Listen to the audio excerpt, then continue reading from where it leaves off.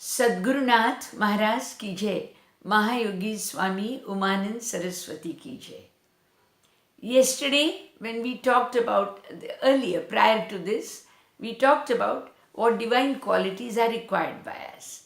Today, we have to know how to develop these divine qualities. We need to develop them, and the easiest way is to stick to a certain plan of activities. Whether you are at the initial stage of your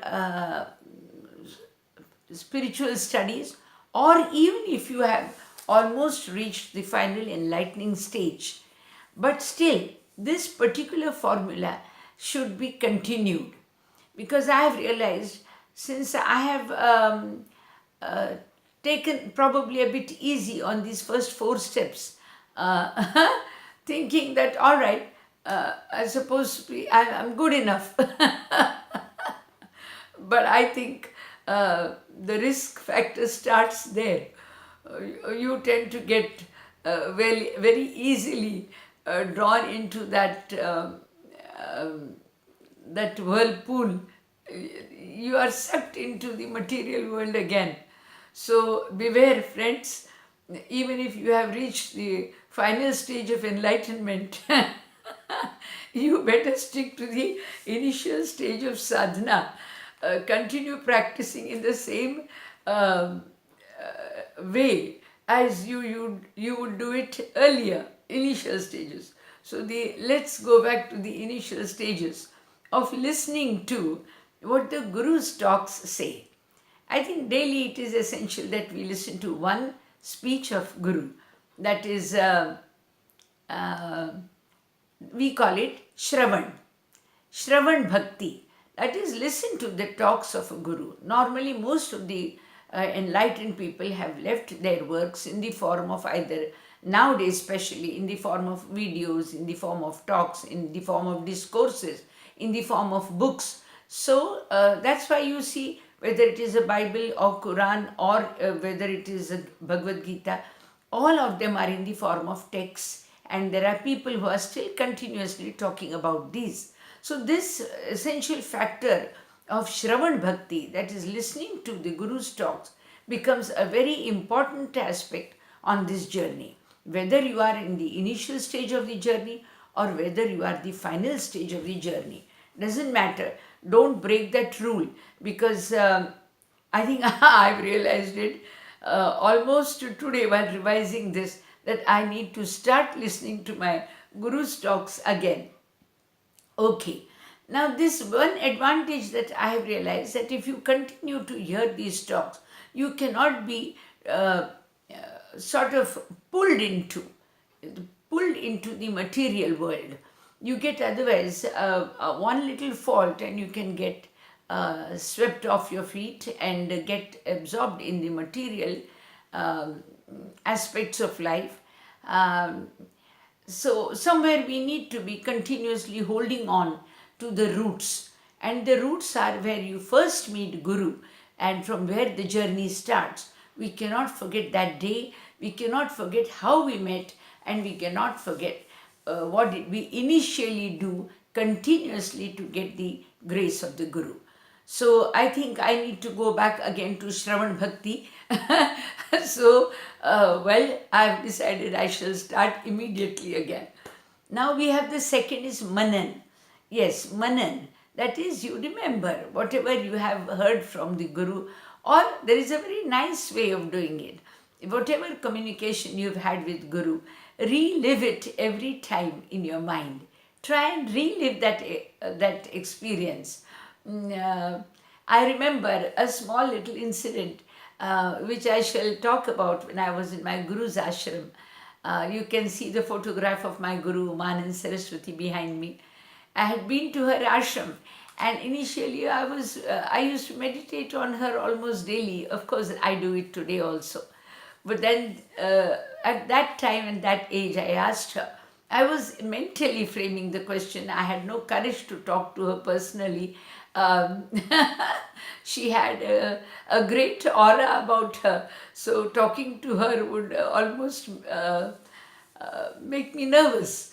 But while talking, I was initially mentally framing a question that if I meditate upon you, who do you meditate upon, Gurudeva? That is what I was going to ask her. But of course, I was just framing the question mentally. And we used to sit in the ashram hall, gents on one side and ladies on the other side. So where she was observing the group which was on to her right, that was the gents side. And as I asked this question, she happened to turn her head from the gents side to my side.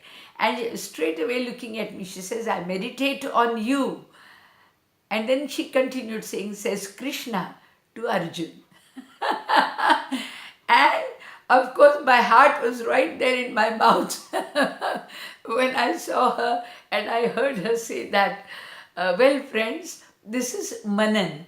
Manan is you relive, you rethink all those beautiful moments you have with your Guru, because that gives you that typical bent which is very receptive to the spiritual energy. Now, third is Chintan. Now, you are concentrating on the words which are passed on to you. Then, for example, there was a time she would say that you shall tell Jnaneshwari to the world.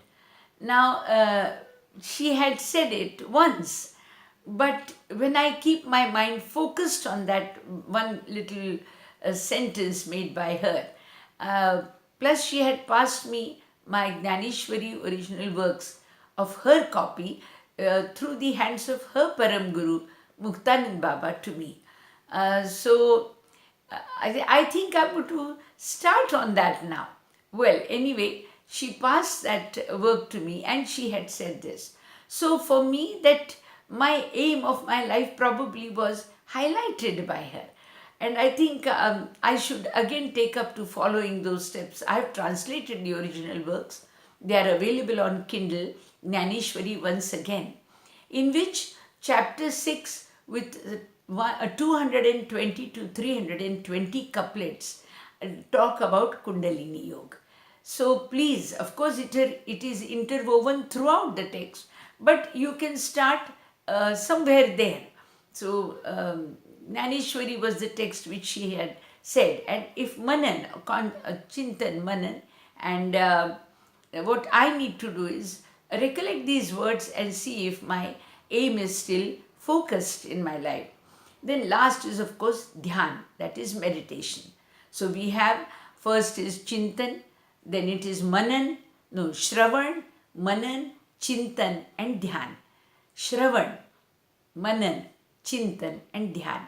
Dhyan is of course meditation. It is a very essential factor of day-to-day practice. So let us say if I can give if I can hear one talk per day, of course, since I am passing on almost the same message to you all, you could stick to this video also, which is hardly a couple of minutes. And what if I have to hear one cassette of my Guru, which might be about 35 to 45 minutes. But the idea is that we listen to some good discourse, then we also think about it, then we contemplate upon it, and then we meditate upon it. Friends, even in meditation, you can again relive all those experiences that you've had directly with the Guru, or you can also relive about the talks of the Guru. So I think for meditation, the easiest practice is try and recollect all those words which you hear from Guru, and probably then leave the rest energy to follow itself. I think these are very beautiful steps how to develop divine qualities in us. Remember, friends, we need to be continuously alert. My Guru used to say, it is like drawing the water from the well. So if till you keep on pulling the rope till the bucket comes up filled with water, but the moment you are a little slightly distracted, the rope slips back again into the well, and again you need to restart the journey. I don't think I want to restart the journey. I might as well rush towards the end with the same discipline which I had applied at my initial stages of my journey. This is Swami Radhikanand from Pune.